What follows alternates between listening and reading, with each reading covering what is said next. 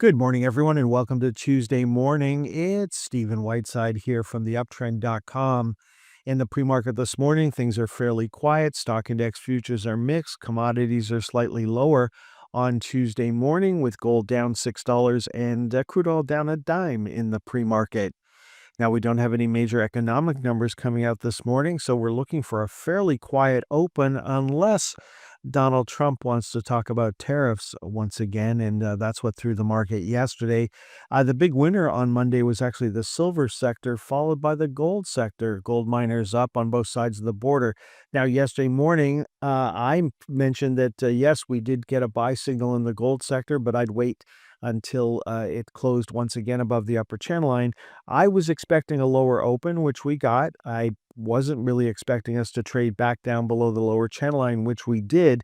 And then, of course, after Trump came out, the market turned right around, and we're back on a buy signal once again for both the XGD and the GDX. They're both on buy signals for the second day, and so that should be a good sign that the market wants to go back up and retest the highs from June.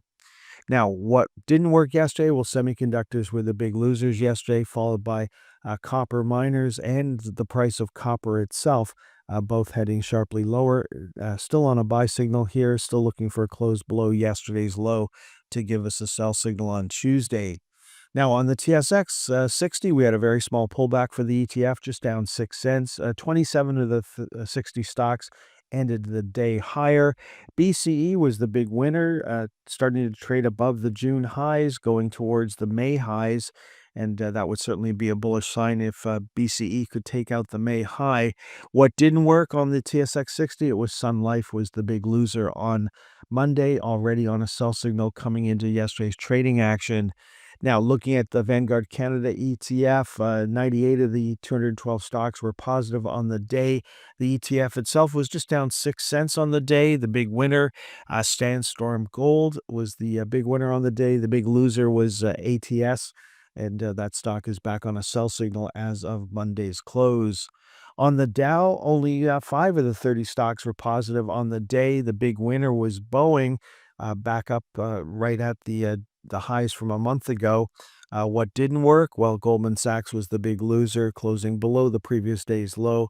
Certainly no major breakdown there just yet. Looking at the S&P 500, less than 40% of the stocks were up yesterday. There's the ETF pulling back, just $4.66 on the day, closing just below the previous day's low. Tractor Supply was the big winner on the S&P 500 yesterday. The big loser was Tesla. It was also the biggest loser on the NASDAQ 100 as well. Tesla is trading up a couple of dollars in the pre-market this morning. Certainly not going to make up the $21 and change loss from Monday.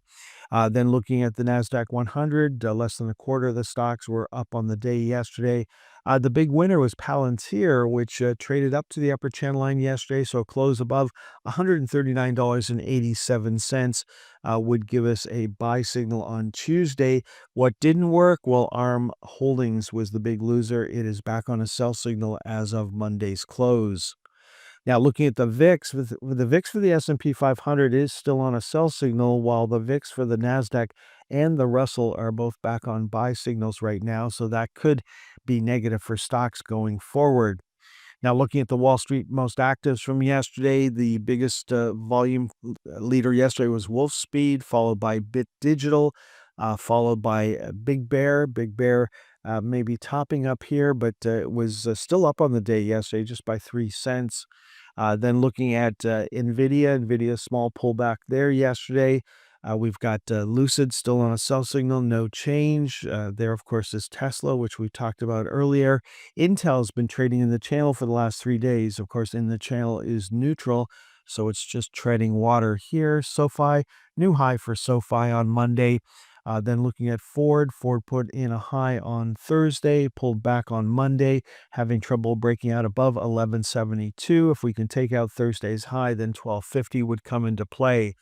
Now, Apple's been the dog of the Magnificent Seven stocks this year, and it made a new high for this move yesterday before reversing.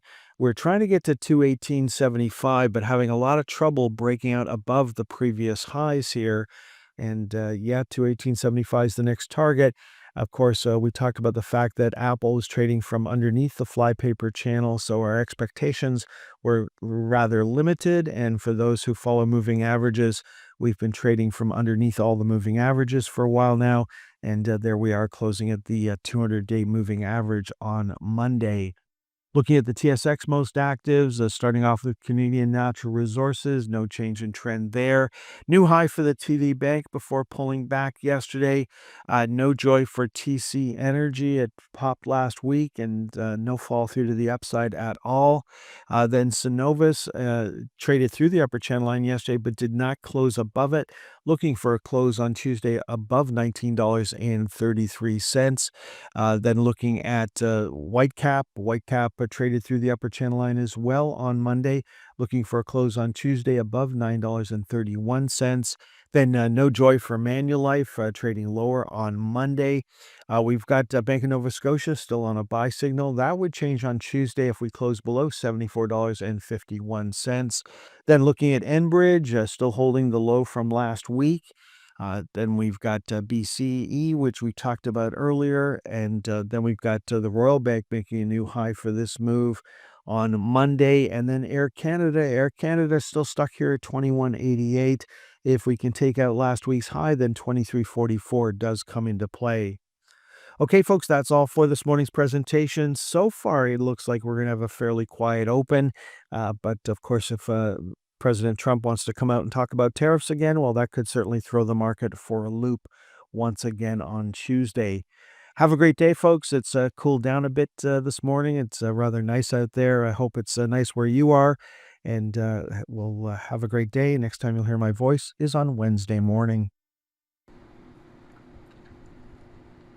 Thanks for tuning in until the very end of today's stock market timing educational video. If you found the content valuable, don't forget to express your support by hitting the like button, leave a comment, sharing with your friends, and subscribing to our channel for more insightful updates. Remember, in the world of stocks, timing is crucial, and following the trend can be your greatest ally. If you would like more information on how we can help you better time the stock market, please visit theuptrend.com.